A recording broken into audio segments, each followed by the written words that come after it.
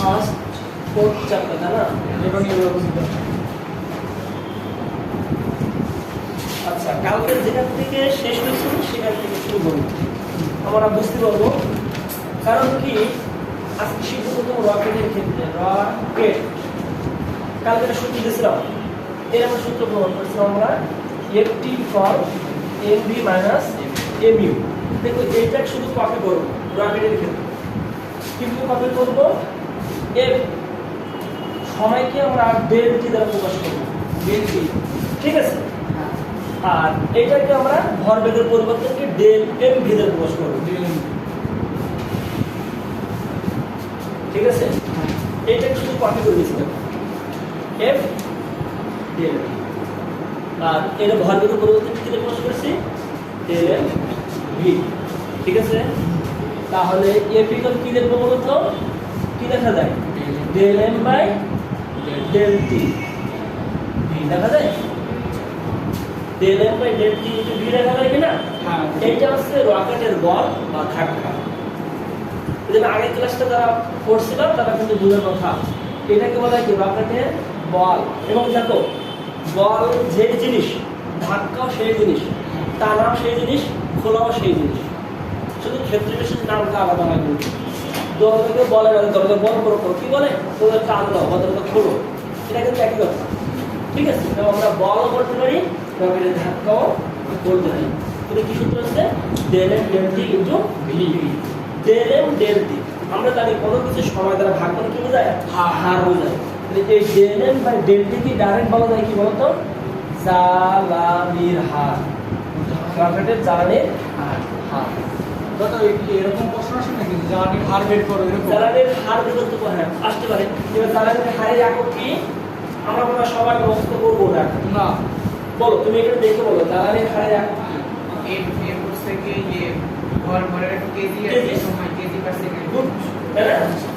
জ্বালানির হারের একক কি হবে জানি? KG per second. কারণ ডেল কোনো কথা নেই কিন্তু, বুঝছো? এম এর একক কেজি আর সময়ের একক সেকেন্ড, মানে কেজি পার সেকেন্ড। আর ভি মানে তো বেগ, জানি সবাই। এবার হচ্ছে আমরা রকেটের ত্বরণ বের করবো। রকেটের ত্বরণ এই পর্যন্ত হচ্ছে, দেখো তো। আর কিছু বললে হবে না।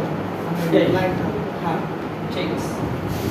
এবার রকেটের ত্বরণ আমরা জানি সবাই যে এরকম সূত্র কালকে পড়ছিলাম যে এ ইকুয়াল কি এম এ, তাহলে দেখো সবাই এম এ। তাহলে আমরা জানি এখান থেকে এ ইকুয়াল কি লিখবো বলো? এম বাই এম এ, ঠিক আছে? তো রকেটের ত্বরণের ক্ষেত্রে কি লিখবো জানি? A equal M by M. আমরা আগে রকেটের বল জানি কি del M by del T গুণ ভি, তাহলে কি লিখবো? সেটা লিখবো del M by del T আর হচ্ছে কি ভি। আর নিচে আছে কিন্তু এম আছে, আমরা এম দিব। আর রকেটের ক্ষেত্রে অভিকর্ষ ত্বরণ বিয়োগ করার কি, রকেট কোন দিকে যাবে? উপরের দিকে যাবে, তাই না? তাহলে তোমাকে অভিকর্ষ ত্বরণটা বিয়োগ করে দিতে হবে। এটা হচ্ছে রকেটের ত্বরণ। এর রকেটের ত্বরণ এ কোটে এ বাই এম, এম এর মানটা বসাইছি আমি, বাকি শুধু অভিকর্ষ ত্বরণটা বিয়োগ করছি, বুঝছো? ঠিক আছে? তো আমাদের রকেটের ক্ষেত্রে পড়বে রকেটের বল বা ধাক্কা নির্ণয় করো অথবা রকেটের ত্বরণ নির্ণয় করো, ঠিক আছে? হ্যাঁ। আচ্ছা, এবার চলে আসো লিফটের ক্ষেত্রে। রকেট বাদ দিব, দিয়ে আমরা লিখব লিফট, লিফট। সাধারণ ক্ষেত্রে আমরা জানি কোন বস্তুর বল সমান সমান বস্তুর ওজন, জানি সবাই আমরা। তো এইটা হচ্ছে টি, একে বলা হয় কি বলা হয়? এটা টান। আমরা একটু আগে বলছিলাম টান যা বল কিন্তু তাই। আমরা টিও লিখতে পারি, আবার কি লিখতে পারি? এফ লিখতে পারি, আবার ডব্লিউ লিখতে পারি, আবার কি লিখতে পারি? এম জিও। কারণ কি, টা যা টান তাই বল তাই ওজন, আর ওজনের সূত্র হচ্ছে এম জি। ভর আর অভিকর্ষ ত্বরণ গুণ করলে হয় ওজন। তাহলে রকেটের ক্ষেত্রে টান তার মানে বল, আমরা জানি শুধুমাত্র টান এখন কি লেখা দিই? M G. এবার রকেট যখন রকেট না, লিফট যখন উপরে উঠবে, কোথা থেকে? আমরা লিফট উপরে উঠবে নিচে নামে, এইটা কাজ নেই, ডানে আর বামে যাবে না। যখন লিফট উপরে উঠবে তার মানে তার সাথে ত্বরণটা যুক্ত হবে। যে রকেটের যে ত্বরণটা, লিফটের যে ত্বরণটা, সেই ত্বরণটার সাথে কি করতে হবে? যোগ করে দিতে হবে, ঠিক আছে? এখন কথাটা হচ্ছে এই, তোমার এটা দেখে গণিতটা দেখে আমার বলতে হবে, যখন তুমি লিফটে ছিলে না, লিফটে ছিলে কিন্তু কি উঠি না, তখন তোমার টান বা তোমার বল বা তোমার ওজন কত ছিল বলতে শুধুমাত্র mg ছিল। সেও কিনা যখন যখন তুমি লিফটের মধ্যে দাঁড়িয়েছিলাম, লিফট করে ওঠা শুরু করিনি, তখন তোমার টান কত ছিল বা তোমার বল কত ছিল mg, ঠিক আছে। যখন লিফট উঠতেছে তখন তোমার টান বা বল কত হয়েছে mg প্লাস a। এবার তুমি নিজেই বলো যে এই মানটা বেশি নাকি এই মানটা বেশি? এই মানটা বেশি, mg তো আছে, ওই জিনিসটা আরো যোগ হয়েছে কিছু। তাহলে কোনটা ওজন বেশি হবে? কোনটা? এই জন্য যখন বলবে লিফট যখন উপরে ওঠে তখন নিজেকে ভারী মনে হয়। কেন? লিফট যখন উপরে ওঠে তখন নিজেকে কি মনে হবে? ভারী মনে হবে। কারণ কি বললাম, যখন লিফট যখন ছিলাম, লিফট দাঁড়িয়ে ছিল, তখন কি হয়েছে? টেকল কি হয়েছে? mg বস্তুর ভর ত্বরণ। আর লিফট যখন উঠলো তখন হচ্ছে mg প্লাস a, মানে লিফটের সাথে কি তার ত্বরণ যোগ হয়েছে, অভিষ্ট ত্বরণ। তখন অবশ্যই এই বয়সে এই বলটা বেশি হয়েছে, তখন নিজেকে কি মনে হবে? ভারী মনে হবে। বুঝা গেছে? এবার তাহলে এই চিহ্নটা সে এরকম লিফট উপযুক্ত, তখন নিজের বল কত, ওজন কত, টান কত হয়েছে। এবার m লিখবো, g লিখবো, মাইনাস এটা নিশ্চিত বুঝতে লিফট যখন কত যাচ্ছে? নিচে নামে। লিফট যখন উপরে তখন তার ত্বরণ যোগ করে দিতে হয়, আর লিফট যখন নিচে নামে তখন ত্বরণটা বিয়োগ করে দিতে হয়। তাহলে আমরা নিশ্চিত বুঝতে পারতেছি যে লিফট যখন নিচে নামে তখন নিজেকে কি মনে হবে? হালকা মনে হবে। তাহলে লিফট যখন উঠবে না, নামবে না, তখন মধ্য অবস্থায় থাকে, মধ্য অবস্থায় থাকবে, মানে হালকা মনে হবে না বা ভারী মনে হবে না, আমার ওজন সমস্ত থাকে। লিফট যখন উপরে উঠবে তখন আমাকে নিজেকে ভারী মনে হবে, এই সূত্রে আপনাকে বুঝতে পারছি। আর লিফট যখন নিচে নামবে তখন এই সূত্রে আপনার করে কি বলতে পারবো আমরা? হালকা মনে হবে। লিফট তো থাকবে না, তাহলে উঠবে কিন্তু ত্বরণের বস্তু উঠবে কেন? ত্বরণ মানে কি? বেগের পরিবর্তন। ওই বেগের পরিবর্তন মানে উঠবে, কখনো উঠবে আমার ত্বরণ থাকতে পারে, ঠিক আছে। হালকা মনে হয় কোথায়? যখন নিচে নামে। লিফট যখন নিচে নামে তখন হালকা মনে হয়। কেন মনে হয়? কারণ mg মাইনাস a, তখন আগে ছিল mg, m তো ছিল, শুধু g ছিল শুধু গুণ, আর তারপরে কি হয়েছে? g থেকে a আরো বিয়োগ করে দেওয়া হবে, সেটা তাহলে অবশ্যই হালকা মনে হবে, ঠিক আছে। তাহলে এটা হচ্ছে লিফটের উঠা নামার ক্ষেত্রে বল বা টান। এবার হচ্ছে লিফটের উঠার ক্ষেত্রে সময় নির্ণয় করতে হবে আমাদের। সময় নির্ণয়, সময়। এবার আমরা জানি একটা তৃতীয় সূত্র করেছিলাম, এই সিগন্যাল কি জানি আমরা? হাফ জিটি স্কয়ার, মানে কি? যখন উপর থেকে নিচ পর্যন্ত পড়ে তখন এই সিগন্যাল হাফ জিটি স্কয়ার, এটা উপর থেকে পড়লে আদি বেগ 0 ছিল। তাহলে এখান থেকে টি বের করলে কি হবে? T equal to 2h by g, আর স্কয়ার দিলে রুট, ঠিক আছে। তাহলে বড় বস্তু উপর থেকে শেষ পর্যন্ত করতে কত সময় লাগে? √2h/g সময় লাগে না? তো লিফটে কিন্তু ঠিক তাই লাগবে, t ইকুয়াল টু √1 কত? 2h/g। এবার আমরা জানি এখানে যদি a দিয়ে যোগ করে কোন দিকে যাবে? লিফট উপরের দিকে যাবে, সহজ হয়ে গেল। এই সূত্র আমরা করে দিয়েছি যে লিফট। এবার দেখো পরে কি বলতো, লিফট উঠতে সময় লাগে 2h, g যখন মাইনাস এর তখন কি লিফট কি আছে? নিচে নামতেছে। এবার বলো লিফট উঠতে সময় বেশি লাগে না নামতে সময় বেশি লাগে? নামতে, উঠতে। ভালো খেয়াল করো তো, এটা কি 2h এর 2h এর রুট, কিন্তু g প্লাস a, আমরা যদি এই মানটা যত বেশি হবে এই ভাগ করতে তো মান কি হয়ে যাবে? কম হয়ে যাবে না? বুঝলি না? তাহলে g প্লাস a আর g মানে যে বড় কে? g প্লাস a, তাহলে অবশ্যই বেশি মান দিয়ে ভাগ করা মানে মানটা কি হয়ে যাবে? কম হয়ে যাবে। অবশ্যই উঠতে কম সময় লাগে, আর নামতে ঠিক একটু বেশি সময় লাগে। সেই অনুযায়ী বুঝা গেছে যে লিফট উঠার ক্ষেত্রে আমরা এই সূত্রটা অ্যাপ্লাই করবো, আর লিফট যখন নামবে তখন আমরা এই সূত্রটা অ্যাপ্লাই করবো। বুঝা গেছে? রকেট সম্পর্কিত সব সম্পর্ক শেষ, লিফট হয়ে গেল। সাদমান বুঝতেছো?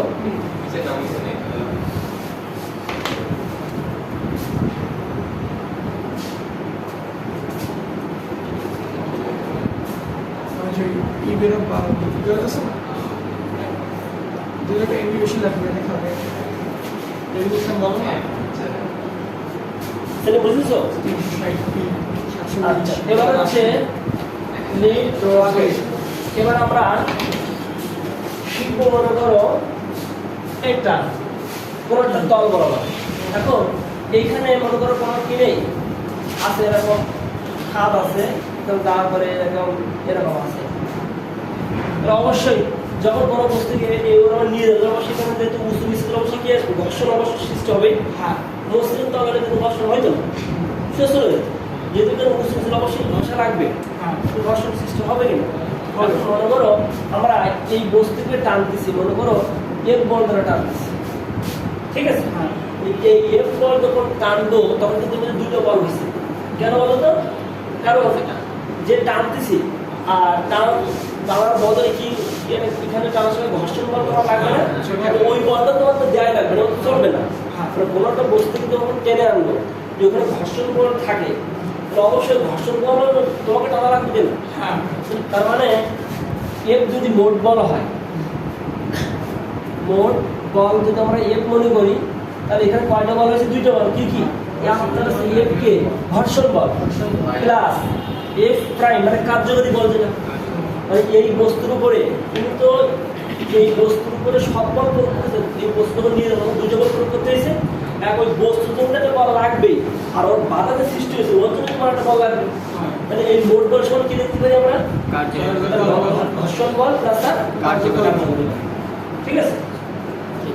এবার আমরা সাধারণ সূত্রকে জানি, এফ মানে বল সমান সমান মানে বস্তুর ওজন সমান লিখতে পারি কি এম জি। বল সমান সমান বস্তু সমান কি লিখবো? M G. যদি এফ কে মানে কি ঘর্ষণ বল থাকে, শুধুমাত্র কি যুক্ত হবে? এম জি আর মিউ। মিউ মানে ঘর্ষণ গুণাঙ্ক, মানে শুধু বল সমান সমান এম জি, আর যদি ঘর্ষণ বল থাকে এম এর সাথে কি গুণ হয়ে যাবে? ঘর্ষণ গুণাঙ্ক। এবার ঘর্ষণ গুণাঙ্ক কি দেওয়া থাকবে? অবশ্যই দেওয়া থাকবে। ঘর্ষণ গুণাঙ্ক বুঝতে সবাই? না বায়ু দিয়ে নেয়, এটা মিউ মিউ মিউ কে দেখো, এটা মিউ চিহ্ন, এটা বায় না, এটা বায় না কিন্তু, বুঝছো? M G mu. আমি বলতে দিছি হ্যাঁ এটাকে ঘর্ষণ গুণাঙ্ক। তাহলে আমরা সবাই জানি কার্যকরী বল মানে কি লিখবা? মোট বল থেকে কি তার কি ঘর্ষণ বল বা বিয়োগ হবে। এবার এটা সমান কি লেখা যায়? এটা সমান সমান এফ প্রাইম মানে কি লেখা যায়? যদি ত্বরণ বের করতে পারেন তাহলে এফ ইকুয়াল কি লিখবা তোমরা? M A. আর যদি বল ধরে না দেওয়া তাহলে কি লেখা যায়? বল সমান সমান কি বস্তুর ওজন লেখা যায়, বিয়োগ কত? এফ কে। অতএব এই ঘটে তাহলে কি লেখা যায়? এম জি বিয়োগ এফ কে বাই এম। বুঝছো? এটা কিন্তু কোনো সূত্রের মধ্যে না, মূল সূত্রটা কি হবে? তাই এই যে সূত্রটা সে কার্যকরী বল সমান মোট বল থেকে তার ঘর্ষণ বল বিয়োগ। যদি না থাকে তখন এভাবে করতেই হবে। বুঝা গেছে? আচ্ছা, তাহলে এবার আমরা এই টপিক শেষ। এবার আমরা চলে যাবো জড়তার ভ্রমণ। জি বুঝছি। জড়তার ভ্রমণ জড়তার ভ্রমণকে আমরা আই দ্বারা প্রকাশ করি। জড়তার ভ্রমণ এই সূত্রটা দেখো, I call M K square অথবা বুঝছো? মানে এম আর স্কয়ার লিখতে পারবো। এই কে দা আর আর একই জিনিস, কে বলেছে তো চক্রবর্তীর ব্যাসার্ধ। তাহলে এর মান তো সবাই আমাদের ঘর দেখা লাগবে না, এই কে আর আরটা দেখা দিচ্ছে। এটা হচ্ছে চক্রবর্তীর ব্যাসার্ধ, চক্রবর্তীর ব্যাসার্ধ। বুঝছো? তুমি এম কে স্কয়ার অথবা দিস, অথবা তুমি কি লিখতে পারো? এম আর স্কয়ার লিখতে পারো। তুমি এম কে স্কয়ার লিখতে পারো অথবা এম আর স্কয়ার লিখতে পারো। পরে তুমি বলো জড়তার ভ্রামকের একক কোনটি? জড়তার ভ্রামকের একক কোনটি?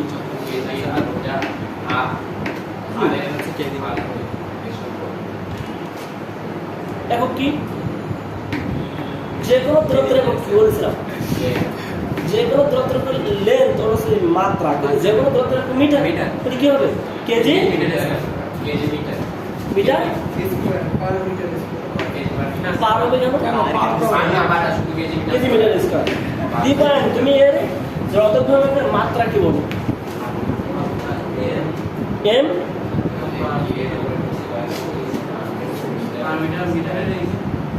যে কোনো তথ্যের মাত্রা বলেছিলাম লেন, এম এর স্কয়ার হবে কিনা? আমরা জানি কি এই ভরের মাত্রা এম আর যে কোনো তথ্যের মাত্রা এ তার স্কয়ার এম স্কয়ার। বলেছিলাম দূরত্ব যা ব্যাসার্ধতায় ব্যাসতায় দৈর্ঘ্য প্রস্থ উচ্চতা সব সেম জিনিস, শুধুমাত্র নামটা চেঞ্জ হয়।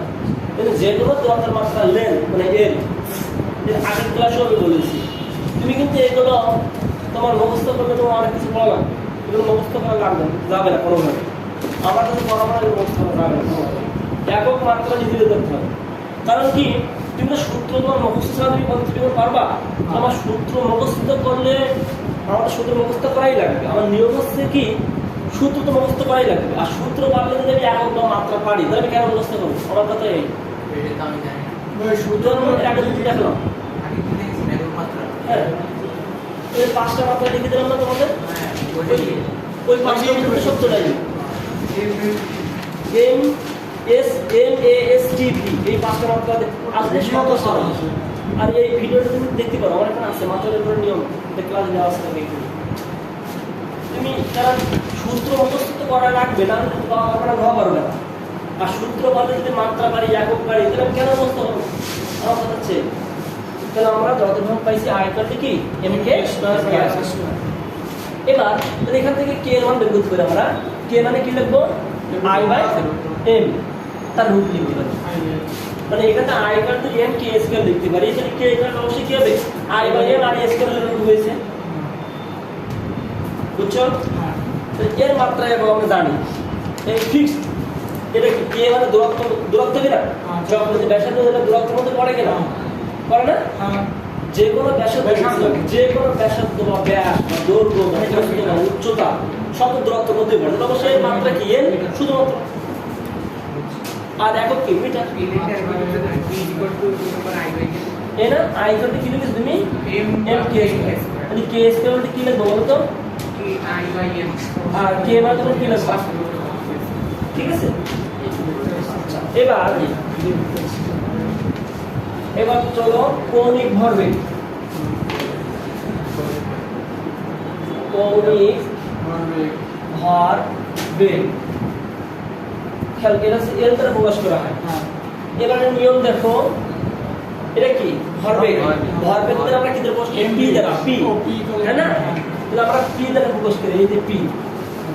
আর আমরা এই কৌণিক কখনো এটা কি কৌণিক বরাবর হয় না? কৌণিক বরাবর হলে সেরকম হবে কিনা? হবে। অবশ্যই কৌণিক বরাবর উৎপন্ন হলে কি ব্যাসার্ধ উৎপন্ন হয় কিনা? অবশ্যই ব্যাসার্ধ উৎপন্ন হয় কিনা? এজন্য শুধু ভরবেগ এই পি দিলাম, আর এখানে কৌণিক লাগানোর জন্য এখানে কি দিলাম?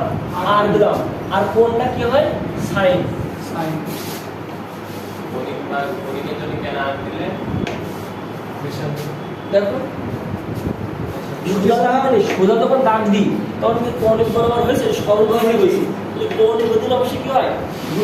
মানে কোনো একটা কেন্দ্র যখন ঘোরে অবশ্যই কেন্দ্র ঘুরলে অবশ্যই তার কোণ উৎপন্ন হবে কিনা? আর ব্যাসার্ধ উৎপন্ন নিশ্চিত হবে। এজন্য এই আর দেওয়া হয়েছে। শুধু ভরবেগ শুধু পি দিতে হয়, আর কৌণিক ভরবেগ কি দিতে হয়? আর হয় আরো কোণ, যে কোণ উৎপন্ন সে কোণটা সাইন কোণ, সাইন দিতে হয়। বুঝা গেছে? এটা কিন্তু শুধু বোঝানোর টেকনিক, আর কিছু না। এবার আর রাখলাম, পি রাখলাম, দেখা যাবে যখন সাইন কত ডিগ্রি মান 1 সাইন তাহলে অবশ্যই তখন 90 ডিগ্রি থাকলে পরে রাখবা। যদি কোনো কোণ না থাকে তাহলে অবশ্যই থাকে যে 90 ডিগ্রি আছে। কথা বোঝা গেছে? যদি কোণ কি থাকে না, যদি না দেওয়া থাকে তাহলে মনে করতে কত 90 ডিগ্রি আছে। আর পি। এবার আর আমরা জানি এই পি মানে কি? ভরবেগ, শুধু ভরবেগ।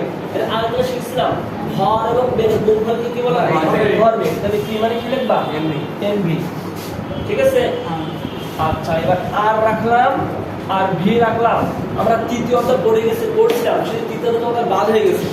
আমার আছে কৌণিক বেগ এবং রৈখিক বেগের সম্পর্ক পড়ছিলাম, ভি ইকুয়াল ওমেগা আর।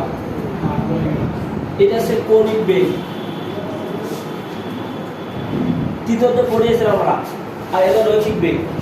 কৌণিক বেগ আর রৈখিক বেগের সম্পর্ক হচ্ছে ভি ইকুয়াল ওমেগা আর।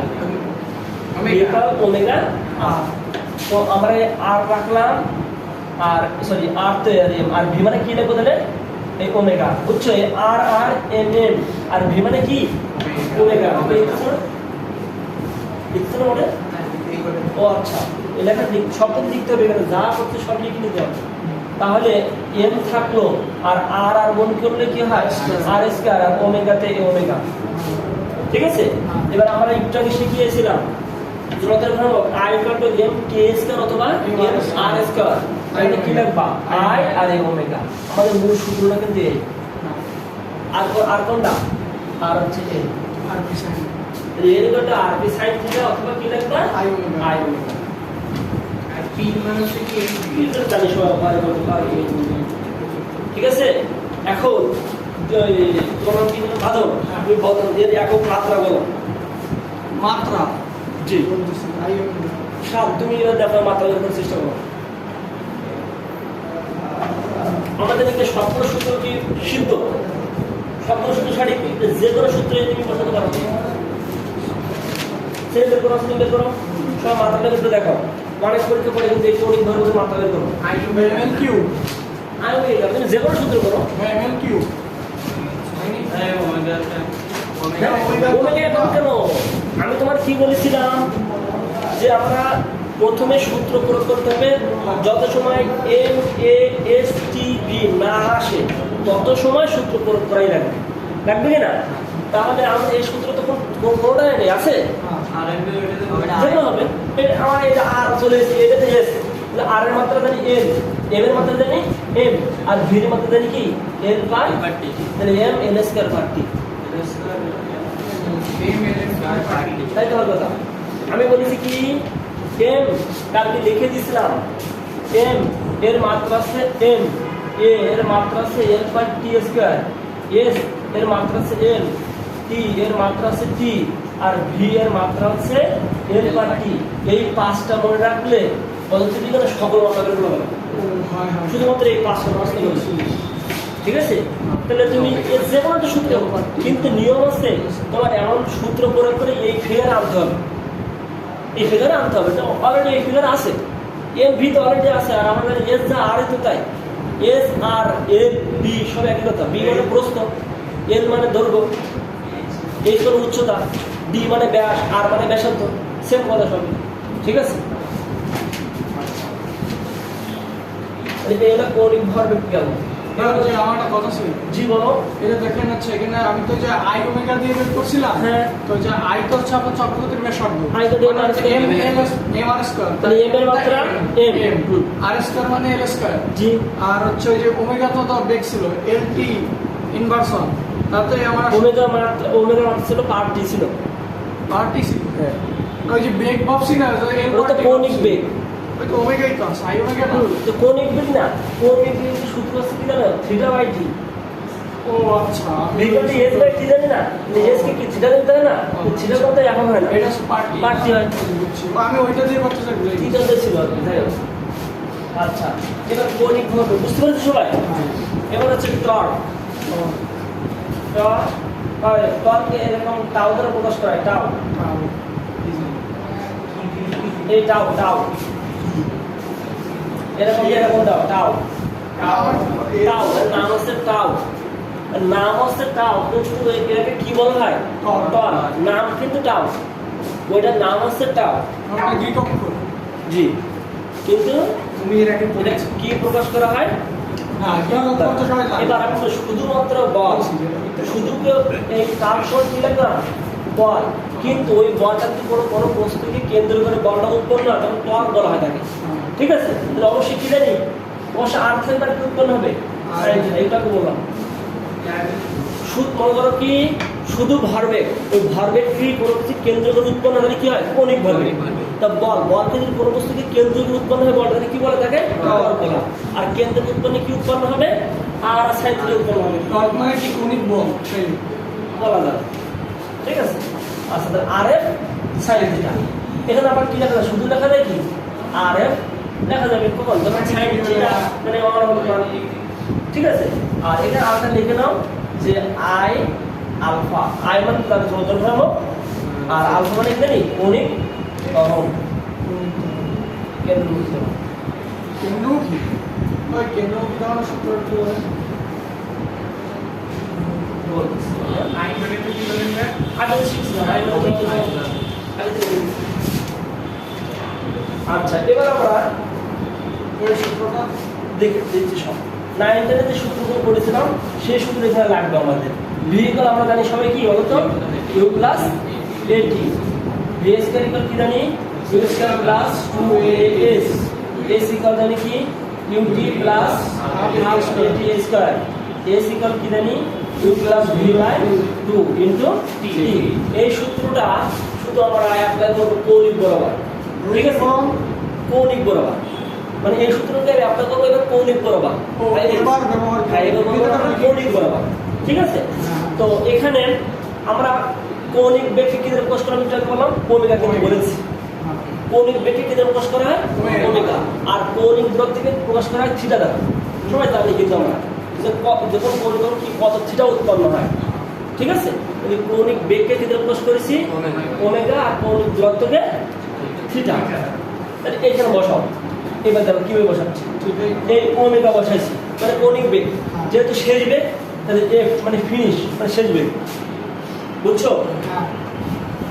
ইকুয়াল এই আদি বেগ, তাহলে কি লিখবা ওমেগা আর নট মানে আদি বেগ জানি আমরা, ঠিক আছে? আর এ মানে ত্বরণ, এই কৌণিক ত্বরণ, এই আলফা। কৌণিক ত্বরণকে আলফা দ্বারা প্রকাশ করা হয়। কৌণিক ত্বরণকে আলফা, এটাকে কৌণিক ত্বরণ, কি? হ্যাঁ, কৌণিক ত্বরণ। এবার পরে বসাতে পারবা না এখানে? এবার মানে এই যে সূত্র ওই অনুযায়ী বসাতে হবে। তাহলে এখানে ভি মানে কি, এ হলো শেষ বেগের স্কয়ার ইকুয়াল আদি বেগের স্কয়ার প্লাস 2 আলফা থিটা, বুঝলি? কৌণিক বেগকে ওমেগা দ্বারা প্রকাশ করা হয়, আর কৌণিক দূরত্ব বা সরণকে থিটা দ্বারা প্রকাশ করা হয়। এবার এখানে এস এখানে কি লিখবা থিটা। থিটা ইকুয়াল কি লিখবা omega naught T plus half alpha T square, বুঝছো তো সবাই? এবার এখানে কি লিখবা থিটা ইকুয়াল কি লিখবা omega naught plus omega F by 2 into T. এটা কোনো পার্থক্য নেই কিন্তু। এজন্য বললাম এই সূত্রটা শুধু হুবহু কপি করে দেব, শুধু মনে রাখতে হবে মানে কৌণিক বেগকে ওমেগা দ্বারা প্রকাশ করি, আর কৌণিক দূরত্ব থেকে থিটা, আর কৌণিক ত্বরণকে আলফা দ্বারা প্রকাশ করি। এটা কখন তাদের বেগে ফ্যান ঘটতেছে, বসে কৌণিক বরাবর ঘটতেছে, এর শেষ বেগ বের করো, ফ্যানের শেষ বেগ বের করো, ঠিক আছে? বা এটা ফ্যান চলতেছে, সুইচ অফ করার পরে কৌণিক শেষ বের করতে হবে, কতবার ঘুরবে। সুইচ বন্ধ করার পরে কতবার ঘুরে থেমে যাবে। যাক আমরা এরপরে অ্যাপ্লাই যখন করবো, আগামী ক্লাসে অ্যাপ্লাই করবো, বই তুমি সবাই ক্লাসে আগামী ক্লাসে আজকে শেষ হয়ে যাবে বেসিক তো।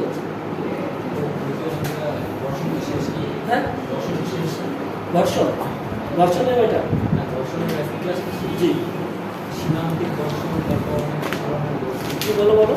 সীমান্তিক দর্শন, তারপরে বইয়ের শেষের দিকে আছে ওই যে ই ছিল তো ব্যাংকিং কোড এখন আছে, বলতো না ওগুলো ঘর্ষণ তো দেখেন।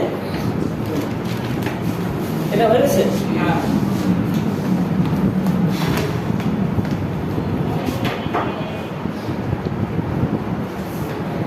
এবার বল বল সমান আমরা লিখতে পারি কি, এভিকল কি লিখবো আমরা এম এ। এবার লিখলাম কেন্দ্রমুখী বল, কেন্দ্রমুখী বল এফ সি মানে কেন্দ্রমুখী বল। আমরা শুধু বল সমান কি লিখলাম এম এ মানে ভরা ত্বরণ। কেন্দ্রমুখী বল সমান কি ভরা ত্বরণ, কিন্তু আমরা জানি কেন্দ্রমুখী বল মানে কেন্দ্রমুখী ভর। কেন্দ্রমুখী ভর হয় নাকি, ভর কোনো চেঞ্জ হয়? কেন্দ্রমুখী হোক আর কেন্দ্র বিমুখী হোক আর সাদে হোক আর অবশ্যই হোক, ভর একই থাকবে। এই জন্য এই ভরটা চেঞ্জ হয় না, কিন্তু এই ত্বরণ চেঞ্জ হয়। এটা হচ্ছে শুধু ত্বরণ, আর এটা কি আলফা, এটাকে বলে কেন্দ্রমুখী ত্বরণ। কেন্দ্রমুখী ত্বরণ, এই কেন্দ্রমুখী ত্বরণ আমরা তৃতীয়তে শিখেছি, যেটা বাদ দিতে আমাদের। কেন্দ্রমুখী ত্বরণ alpha equal V square by R, ঠিক আছে? আর আমরা একটু আগে শিখলাম না ভি স্কয়ার মানে কি লেখা যায় ওমেগা আর, ভি মানে কি শিখলাম না ওমেগা আর, কি লিখবা ওমেগা স্কয়ার আর স্কয়ার আর নিচে আছে আর, তাহলে থাকলো কি ওমেগা স্কয়ার আর। মানে এটা দেখুন, মানে কেন্দ্রমুখী বল সমান কি লেখা যায়, ত্বরণ মানে কি লেখা যায়, ভি স্কয়ার বাই আর লেখা যায় অথবা ওমেগা স্কয়ার আর লিখতে পারো। ঠিক আছে, তাহলে এখানে কি লিখবা, এম ভি স্কয়ার বাই আর লেখা যাবে অথবা এম ওমেগা স্কয়ার আর লেখা যাবে। কেন্দ্রমুখী বল বুঝছো? হ্যাঁ শুধু বল মানে এটা তো এমএ কেন্দ্রমুখী বল মানে কি, কেন্দ্রমুখী ভর আর কেন্দ্রমুখী ত্বরণ, কেন্দ্রমুখী ভর তো হয়, কিন্তু নিয়ম রাখলাম যে কেন্দ্রমুখী ত্বরণ শেষ হবে, তাহলে আলফা যদি ভি স্কয়ার বাই অথবা ওমেগা স্কয়ার আর, সেই মানটা দিছি ভি স্কয়ার বাই আর অথবা ওমেগা স্কয়ার। ঠিক আছে,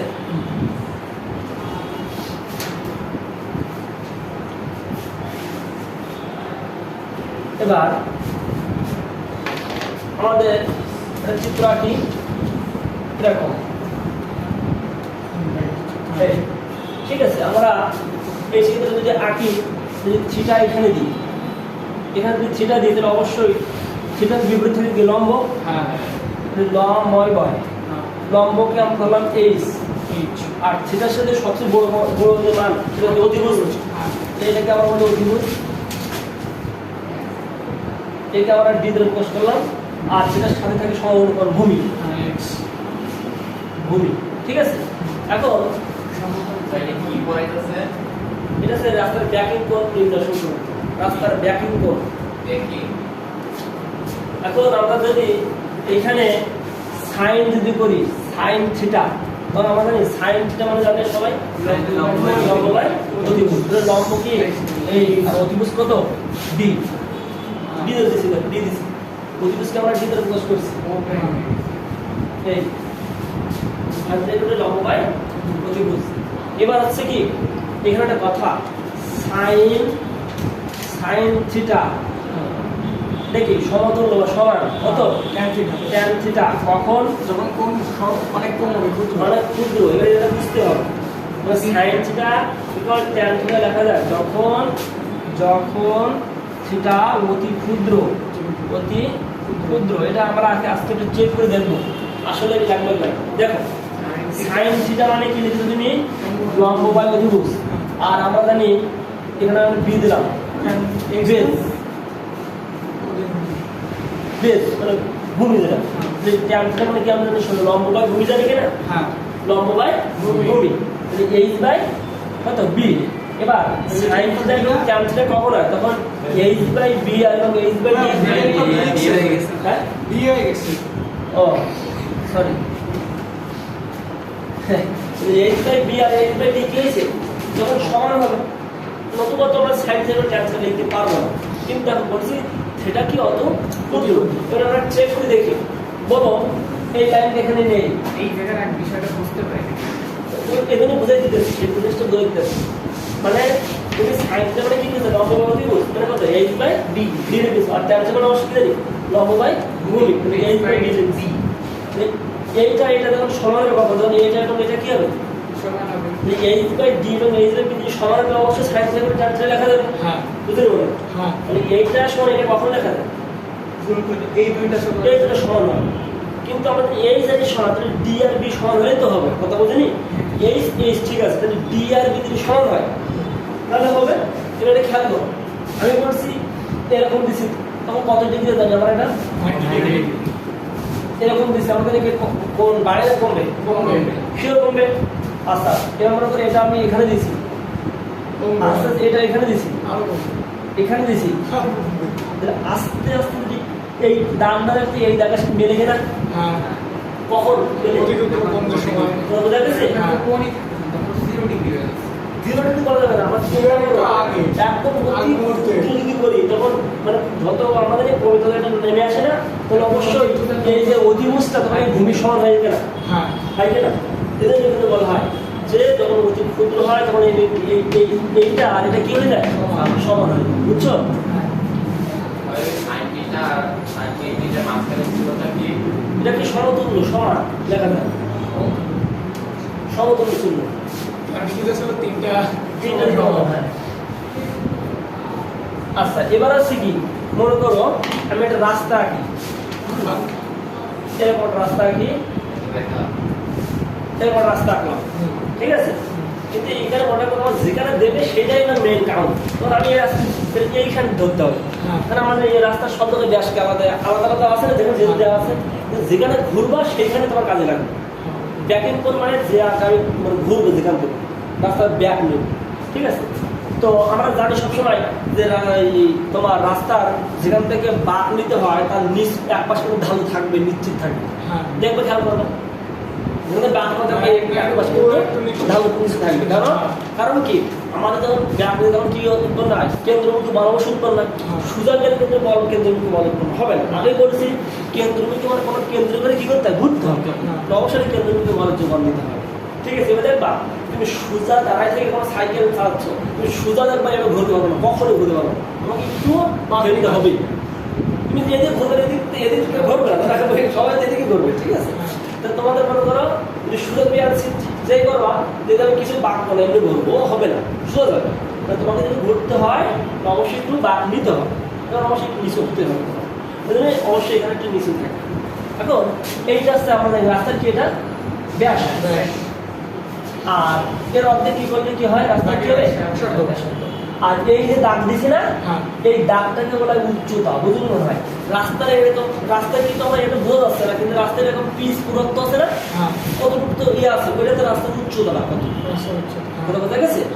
এই যে পুরোটা থাকে পিচ যে ঢালাই দেয় যে পিচ, কথা বোঝা গেছে?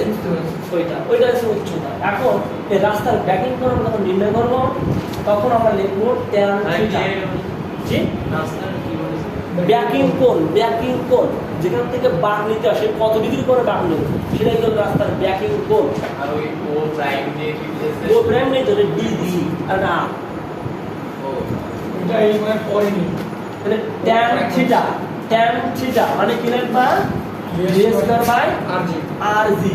এই ভি মানে কি জানো, বেগ, মানে তুমি যে বেগে যাচ্ছ বা তোমার গাড়ি যে বেগে যাচ্ছে, কোনো যদি তোমার গাড়ি একটা বেগে যাচ্ছে এবং ওই এই আরটা কি রাস্তা ব্যাসার্ধ, মানে বাঁকের ব্যাসার্ধ, সরি রাস্তার ব্যাসার্ধ আলাদা, রাস্তা সব জায়গাতে আলাদা আলাদা দেবে। তুমি যেখান থেকে ধরবা ওই বাঁকের ব্যাসার্ধ, ঠিক আছে? তুমি যদি এইখান থেকে ধরতে এই বাঁকের ব্যাসার্ধ, তুমি যেখানে ধরবা সেই বাঁকের ব্যাসার্ধ। আর জি তো সারিয়ে দেন আমরা বিকশিস্তরণ, ঠিক আছে? এখন এখানে চান্স লেভেল করবা, চার ইনভার্স করে বেড়ে যাবে। ওই এই থিটাকে বলা হয় ব্যাকিং কোণ, বলে আকার নষ্ট ব্যাক ব্যাকিং কোণ। এখানে থিটা বের করবা, বাকি ব্যাসার্ধ লিখছে, জি বাঁকের ব্যাসার্ধ, আর জি তো বিকশিস্তরণ, আর থিটা মানে ব্যাকিং কোণ, মানে কত করে তোমাকে ধরতে হবে। তোমাকে ব্যাক দেওয়া আছে ধরো 20 মিটার পার সেকেন্ড বা 30 মিটার পার সেকেন্ড, ঠিক আছে? ওই বেগ দিয়ে রাস্তার ব্যাকিং কোণ দেবে, বা তোমার দেওয়া আছে রাস্তার ব্যাকিং কোণ 3 ডিগ্রি, দুর্ঘটনা ঘটবে না, প্রায় কিন্তু সৃজনশীল আমাদের আসবে। রাস্তার ব্যাকিং কোণ দেওয়া আছে মনে করো 3 ডিগ্রি, কিন্তু আমাদের সেটা দেওয়া 3 ডিগ্রি দিয়ে আমরা কি বের করতে হবে, বেগ বের করতে হবে। বের করে ওর থেকে যদি আমার গাড়ির বেগ বেশি হয় তাহলে অবশ্যই দুর্ঘটনা ঘটবে, তো আমাদের সমস্যা হবে। তো অ্যাপ্লাইডের সময় ভালো হবে। হ্যাঁ জি বলে মনে করো কি রাস্তার ব্যাকিং কোণ বলেছে 3 ডিগ্রি নিরবতার জন্য, 3 ডিগ্রি বসাবো, বসাইতে আর তো রাস্তার ব্যাকের ব্যাসার্ধ দেওয়াই থাকবে। এখানে কি বের করবো, বেগের মান বেরিয়েছে মনে করো 20 মিটার পার সেকেন্ড, কিন্তু গাড়ি দিয়ে 30 মিটার পার সেকেন্ড, তাহলে অবশ্যই দুর্ঘটনা ঘটবে, তাই বুঝছি, ঠিক আছে? এবার আমরা আরেকটা কথা শিখলাম যে ট্যান থিটা মানে সাইন থিটা লেখা যাবে, যে সাইন থিটা মানে আবার কি লেখা যায়, এইচ বাই ডি লেখা যায়। এই জন্য এখানে প্রতিস্থাপন করে কি লেখা যায়, H by D equal V square by R G. Sine theta লিখলে এইচ বাই ডি, এই যে আমার সাইন থিটা কোন পর ট্যান থিটা লেখা যাবে, ওইটা যদি আমি এইচ বাই বি লিখি তাহলে তো কোনো অসুবিধা হবে। এই তো কিন্তু লিখতে পারবো না, তো বি তো থাকবে না, অন্তর ডি মানে থাকবে, ব্যাস থাকবে। এই ডিটা কি ব্যাস না, রাস্তার ব্যাস লিখতে হবে, বি ঘুরতে থাকবে, রাস্তার ঘুরতে থাকবে, বুঝছো? ও বলছে এই যে বি লিখতে পারবো না, রাস্তার ঘুরতে থাকবে না, থাকবে কি রাস্তার ব্যাস থাকবে, তাহলে আমি এই যে ডি দিতে হবে, ঠিক আছে? কিন্তু কখনো ভুলে যাবো না, এখানে সাইন থিটা লাগাই দেবো, ওখানে ট্যান থিটা, ওখানে কিন্তু ট্যান থিটা সবসময়, কথা বোঝা গেছে? তাহলে যদি হচ্ছে ওই যে ভি এর মান আর এর মান এগুলো না দেওয়া থাকে তখন কি ওই সাইন থিটা দিয়ে করা যাবে? যদি না থাকে রাস্তার ব্যাকিং করবো তো তখন সেসব যদি না থাকে রাস্তার ব্যাকিং করে যে সাইন থিটা যে ওইটাই বলতে হচ্ছে। এইটা কিছু দেওয়া নেই, আমি কিন্তু ভুলে এই সূত্রে ভুলে কোনো সাইন থিটা লাগানো যাবে না। কারণ রাস্তার ব্যাকিং কোণ থিটা আছে, রাস্তার ব্যাকিং কোণ। তখন রাস্তায় কি দেওয়া আছে? ব্যাসার্ধ ব্যাস আছে আর উচ্চতা দেওয়া আছে। রাস্তার উচ্চতা পুরোক্ত দেওয়া আছে আর রাস্তার ব্যাস আছে। রাস্তার ব্যাস বের করতে পারবো না, কোন সূত্র দিয়ে? ট্যান থিটা দিয়ে না, কোন সূত্র দিয়ে? সাইন থিটা দিয়ে। আর বেগ দেওয়া আছে, ব্যাসার্ধ দেওয়া আছে, তাহলে অবশ্যই কি? Tan theta. সিকোয়েন্স তো ভালো খেয়াল করতে হবে। এই সূত্র দেখো আছে h/d, আর এই সূত্র দেখো আছে ফুল পার্থক্য vs কে পাওয়া। তাহলে যখন vs কে পাওয়া আছে তখন সাইন থিটা দেবো আর ট্যান থিটা দেবো। আর যদি h/d থাকে তাহলে অবশ্যই সাইন থিটা দিব। ঠিক আছে? আর যদি h/d আর vs কে পাওয়া আছে সবগুলো একসাথে থাকে তাহলে এই সূত্র প্রয়োগ হবে। ঠিক আছে? হ্যাঁ।